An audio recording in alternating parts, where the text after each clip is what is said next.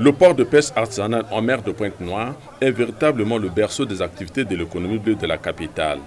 L'économie bleue ici étant définie comme un modèle économique qui se développe autour de l'eau dans toute sa diversité.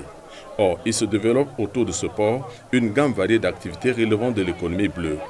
L'économie bleue, vous êtes sur la plage de Songolo à Pointe-Noire. Il y a beaucoup de trucs autour de l'économie bleue, tout ce qui est autour de l'eau. Vous voyez les femmes qui vendent, vous voyez les femmes qui, avec les glacières qui viennent vendre de quoi manger. Nous avons beaucoup de types de personnes. Nous avons le marieur, c'est celui qui paye les poissons auprès des Béninois et qui les vendent en détail. Et nous avons aussi des coromanes. Dans le coromane, nous avons aussi des soulevés, c'est-à-dire ceux qui transportent les poissons dans les cuvettes sur la tête. Nous avons aussi les femmes qui vendent les poissons zéla, ceux qui disent makwala miluta. Nous avons aussi des godailleurs. Les godailleurs, c'est le type de personnes qui travaillent en convenance avec le pêcheur. Donc leur rôle, c'est de décharger les poissons. Tout ce monde a fait part de l'économie bleue sans le savoir. Ces activités, bien qu'appartenant à l'économie bleue, sont exercées dans l'ignorance totale par les acteurs de ce modèle économique. Nous pratiquons les activités de l'économie bleue depuis longtemps, mais que nous ne savions pas que nous étions réellement dans l'économie bleue.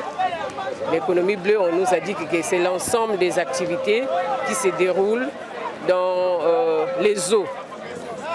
La pêche, le tourisme, le transport maritime et fluvial, toutes les activités qui se déroulent autour de l'eau, c'est ce qu'on appelle l'économie bleue.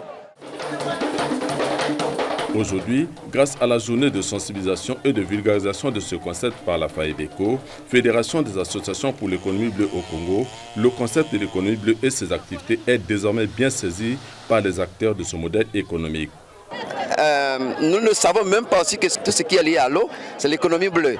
Même les vendeurs, vous allez voir ici, les coromanes, ils sont là, ils font partie de l'économie bleue. Mais les mareyeurs qui sont là, cette initiation nous a rendu maintenant clair que les choses sont devenues claires pour nous, savoir que ce qu'on faisait depuis la décennie jusqu'alors, c'est toujours l'économie bleue.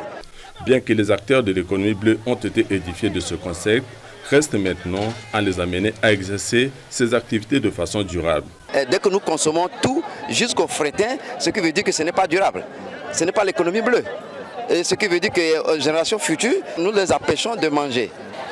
Dans nos activités, on doit tenir compte du lendemain, c'est-à-dire, par exemple, pour nous qui sommes dans le domaine de la pêche, c'est aussi penser à la préservation de la ressource, penser à la sécurité de nous-mêmes, des personnes qui travaillent avec nous, et penser à la préservation de l'environnement et ainsi de suite. C'est ce qui fait la durabilité de l'économie. Situé au bord de l'océan Atlantique, avec son port en eau profonde, Pointe-Noire dispose de nombreux atouts capables d'éclore le développement de l'économie bleue au Congo. Malheureusement, ce modèle économique et ses nombreuses opportunités restent encore mal connus, même par les acteurs de cette économie.